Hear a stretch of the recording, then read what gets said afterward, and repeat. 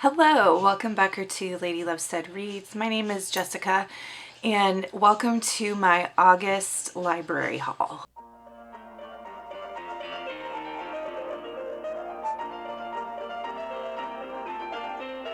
I don't know what's going on with my voice. I'm feeling very hoarse and like I'm having trouble getting sound to come out of my mouth. So just bear with me here. I don't know if it's laryngitis or what, but we're gonna do the best we can. And hopefully y'all can hear me okay. This month in August, in terms of library books, I am kind of in the mood to read some poetry. So I did pick up some poetry collections that I found on like the new shelf in the library. And then I just kind of browsed around and picked up whatever books looked interesting to me. I may or may not actually get to reading these this month, but I thought I would share them with you in case you might be interested in picking them up or have read them and you can say like, hey, yeah, you should definitely read that this month. So let me know if you have read these and you think I should definitely prioritize them or get to them. Let me start with the poetry books first. Okay, first, this is The Honey, an anthology of contemporary Black poets edited by Kwame Alexander. I love Kwame Alexander. I read through a couple of the poems in this when I was at the library and really liked them. I don't know if there's a specific theme to the poems. Let me see. Okay, so it says, "This is the honey is a rich and abundant offering of language from the poets giving voice to generations of resilient joy. Each incantation is a jubilee of people dreaming wildly." It sounds really lovely. It is a bigger anthology too, so that's pretty cool because it looks like you'll get to experience a lot of different work from a lot of different Black poets. Next, The Way Forward by Young Pueblo. I picked this up because of the author description. Let me read you the author bio. Diego Perez was born in Ecuador and immigrated to the United States as a child. He grew up in Boston and attended Wesleyan University during a silent Vipassana meditation course in 2012. He saw that real healing and liberation were possible. He became more committed to his meditation practice while living in New York City. The results he witnessed firsthand moved him to describe his experiences in writing. The pen name Young Pueblo means young people and is meant to convey that humanity is entering an era of remarkable growth and healing, when many will expand their self-awareness and release old burdens. Doesn't that sound amazing? Like this writer's purpose for writing, I mean, yeah, I hope that I can get to these poetry collections this month because they all sound so good.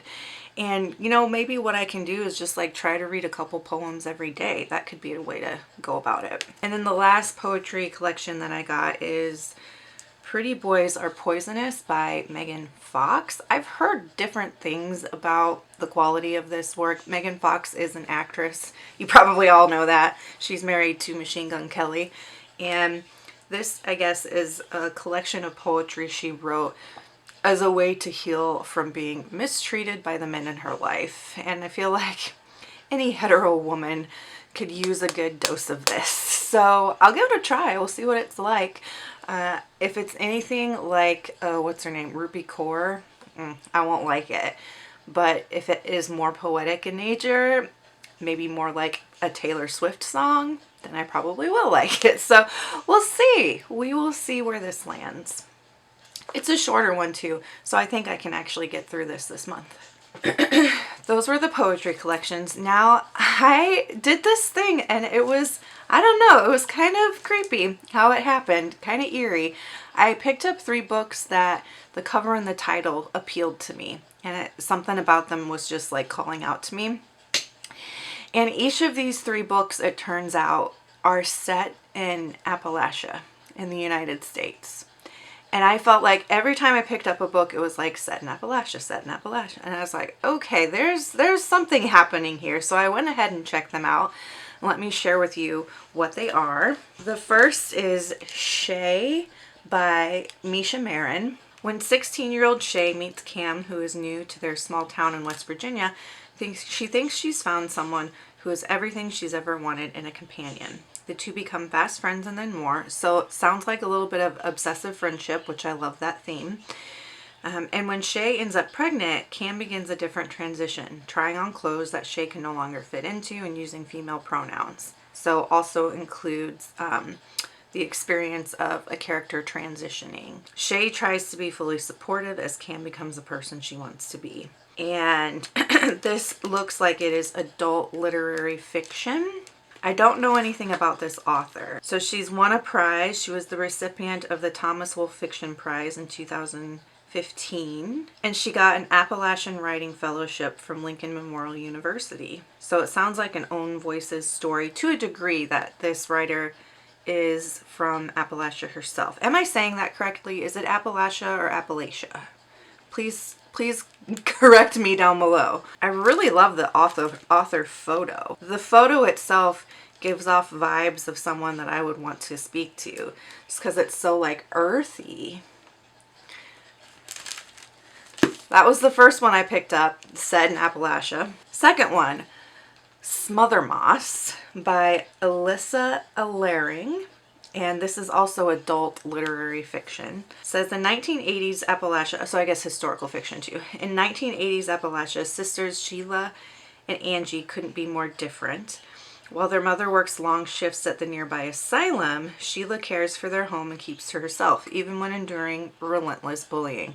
Her fearless younger sister Angie is more focused on fighting imaginary zombies and creating tarot-like cards that seem to have minds of their own. When the brutal murder of 2 female hikers on the nearby Appalachian Trail stuns their small community, the sisters find themselves tangled in a dangerous game of cat and mouse. That sounds similar to the Book of the Month book I got in July, which I actually still have it up here. It sounds really similar to this one, The God of the Woods, where there's hikers that are killed. Interesting. Interesting overlaps.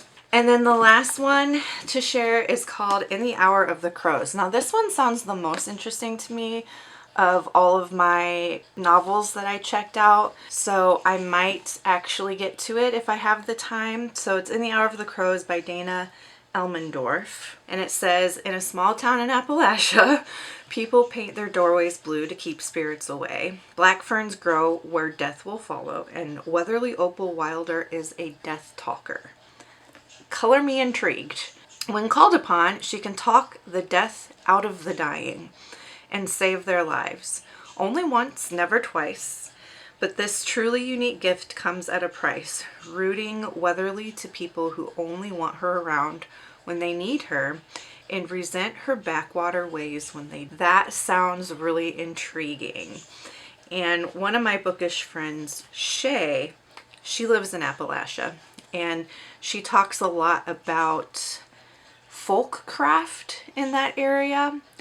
And I wonder if this is going to incorporate elements of Appalachian folk craft.